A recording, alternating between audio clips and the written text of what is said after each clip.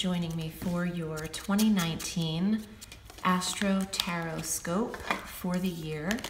I'm using the Morgan Greer deck, and I used this last year for the annual tarot reading. I am also offering this exact reading in a video format, as long as you have an email address that I can send it to.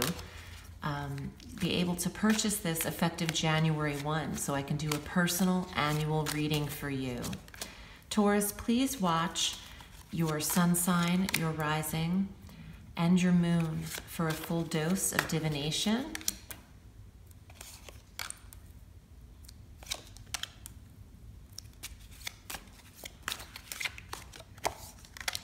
So you have the Magician, reversed, Five of Wands, Temperance, Four of Swords, the Page of Rods, and the Five of Swords.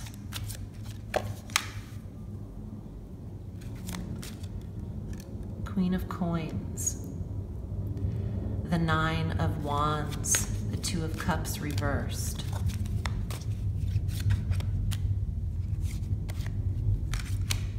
Three of Swords reversed, Seven of Cups reversed, Eight of Swords. Let's go over this. Taurus, you start with a major arcana card in January, and we have our new moon partial solar eclipse in Capricorn on January 5th. We also have our full moon total lunar eclipse on January 21st in Leo. And what's interesting is Leo has that infinity sign over it as the strength card. And it's also present in the Magician. I feel like you are eclipsing in a direction.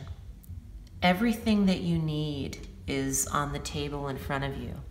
And even though the Magician is reversed, it's still very powerful in manifestation. It just might have taken you a slower time to develop this coming out of 2018, whether this is a project, a launch, or just a direction in your life. Having everything that you need to move forward out of a situation. In February, we've got the Five of Wands, and this is a card of creativity, fire.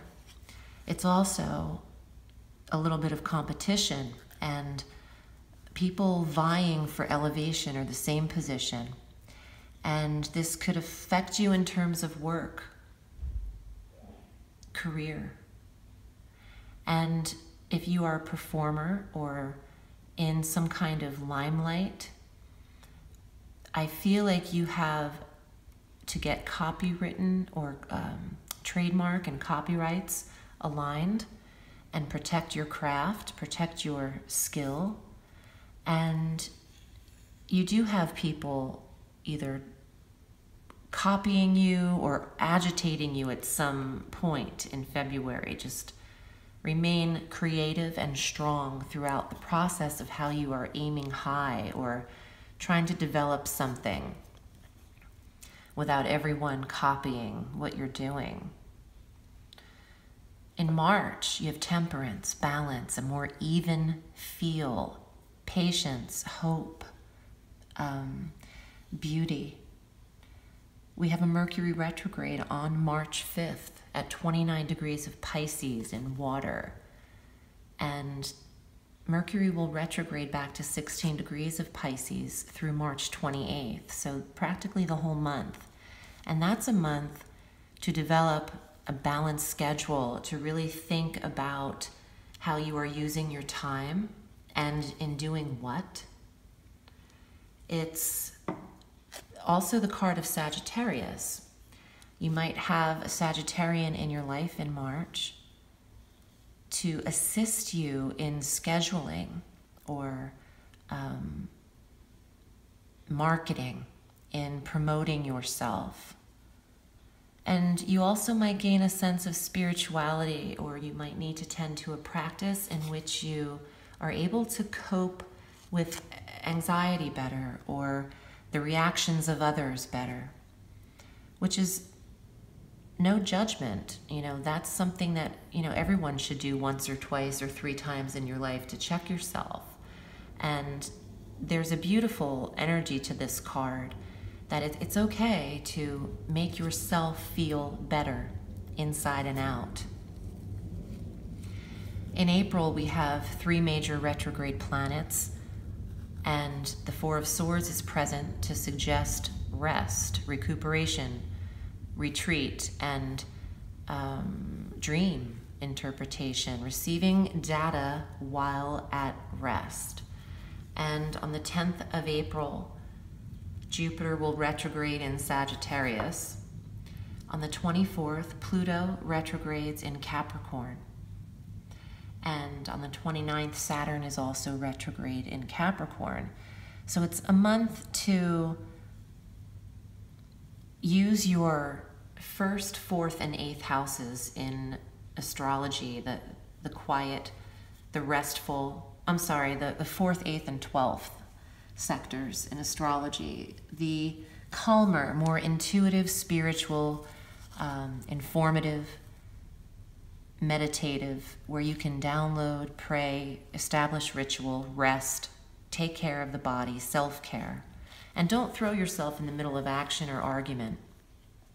Approaching May, you have a different tone. You have the Page of Fire, someone who's ready to get going. And this is a fire sign energy, Aries, Sagittarius, and Leo. It could also be an indicator of a message coming very quickly that things need to pick up, or you could be moving or traveling.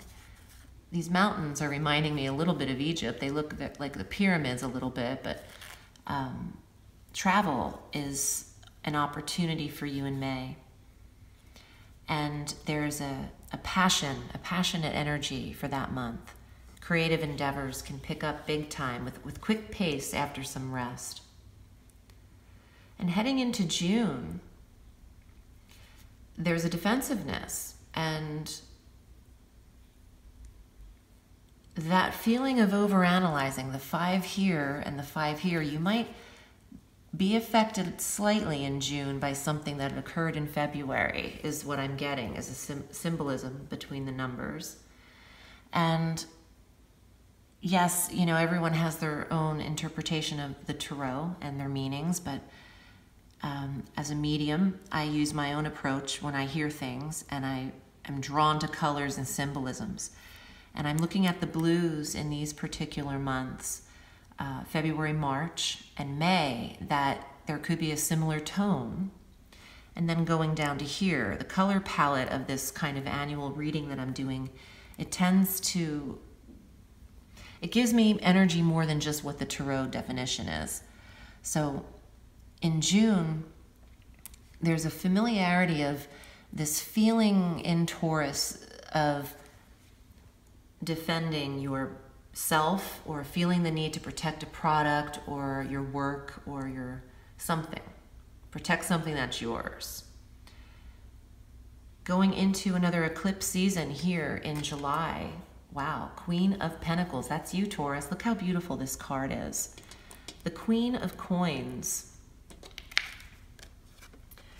is the Taurian energy, earth, and the mastering your environment and occupation. Right under that Magician, that yellow, you are working hard towards this goal. And in eclipse season, on the 2nd of July, we have a new moon total solar eclipse in Cancer. And then on the 16th, we have the full moon partial lunar eclipse in Capricorn, in Earth, which is also this card, Virgo, Taurus, or Capricorn. But in July, we also have our Mercury retrograde at 4 degrees of Leo. In that little energy of Leo I saw in the infinity symbol, that's usually over the lion on the Strength card, which represents Leo. And the the retrograde of Mercury is at 4 degrees of Leo through 23 degrees of Cancer through the 31st of July, so the last 3 weeks. And your success level doesn't seem to be hindered, but you could be affected emotionally in that time frame. But keep in mind, you're prospering, and the universe is conspiring to do so. Going into August, the Nine of Wands is more of this energy, the Five of Wands, but there's some level of career or creative or entrepreneurial agitation. And on the way up the ladder, there usually is. It's hard to imagine zero issues or problems in work life, but don't verbally take it out on anyone else. It's hone in on what you learn in April, and that's a message directly from Spirit. I feel like I'm being guided to that specifically. Some of you are allowing personal or passionate situations in your life, the Two of Cups, that have been up and down to affect your work. And for those of you who have lost spouses or even had to go through divorce and separation in 2018 and even in 2019, I feel like these are the months where you're healing from it, or it comes up and resurfaces again, which is the September and October time frame. September could be the month where there's an attempt at repatching or reinvestigating an intimate connection, but I honestly feel like it's better left in the past. There's Uranus that retrogrades, which is why I think this is upside down, in your sign of Taurus. So the entire year, and for 6 more years to come, you'll have Uranus in your sign. It's like a up and down. One month things are balanced, and 6 months later it feels like there's a renegotiation. And Uranus is up and down like that. And I do get a lot of this could be from in 2018 or issues that had come up in the past. In October, on the 31st, Mercury retrogrades. That's why this might be upside down here. So Uranus in your first house and retrograding this month. And Mercury retrograding on October 31st at 27 degrees of Scorpio, back through 11 degrees of Scorpio through November 20th, which is also that water reversed. And this is such a Scorpion card, the Seven of Cups in November. You are emotionally reassessing heartache or disconnection. And for those of you who have, been through divorce or even death and loss of a spouse, you're trying to figure out what went wrong, maybe. Or there's the opportunity to reassess what has happened in a connection, a heartache, a union. This would be a pretty strong connection. The Two of Cups isn't lighthearted by any means. Don't let it keep you stuck. There's another new moon, solar eclipse in Capricorn, in Earth, which will trine your personal planets in Taurus on the 26th of December. You're not limited, not for 1 minute. You start this reading with the Magician, regardless of it being reversed. It's extremely powerful and suggests you're very close to creating your desires. The only thing that could get in the way is agitation, overwhelmed aggression or temperament, and getting too stuck in what went wrong. You could benefit strongly in May from travel and taking a risk and saying yes to an invitation or message. March is a beautiful month for figuring out how to take better care of yourself. And a hopefulness occurs in spring for you. I actually love this energy here, March, April, May. And I'm obsessed with January, and July. So, and you know, I don't even mind the 9 of Wands coming out of what you just earned here. You should protect your finances. He's looking at the coin, and you want to protect your money and check credit card scores and debts and APR interest rates. Make sure your money is really on point, because your strongest card in this whole reading is the Queen of Coins and the Magician and Temperance. And you have 1, 2 major arcana cards for the year. So it's not so much that it's overwhelming. Some readings I've gotten, you know, 5 and 7 major arcana. You'll get through this swimmingly. Use travel and your creative abilities to gain further this year. And I'm pulling another card from the astrological deck. It's a lot smaller. It's just the 9 personal planets and the 12 zodiac signs. I'd like to see what comes up as your symbol for the year, Taurus. Wow, the sun.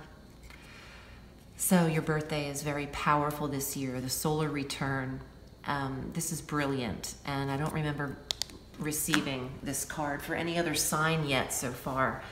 So when the sun is in Taurus in April and May, the 20th or 19th through March 20th, I feel like, I'm sorry, what am I saying?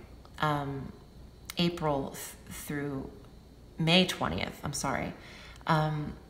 You will shine. Always get in the sun when you can. Obviously wear sunscreen, but you need vitamin D this year. There's power when the sun is in your sign, and your birthday is very special. I did love the month of May in that reading as well. So that is the card that you can draw upon, maybe even in meditation, call upon Apollo or Ra, and see if they can assist. Taurus, I'm wishing you a lovely new year. Thank you for choosing me. Remember, the sky is limitless, so reach for the stars.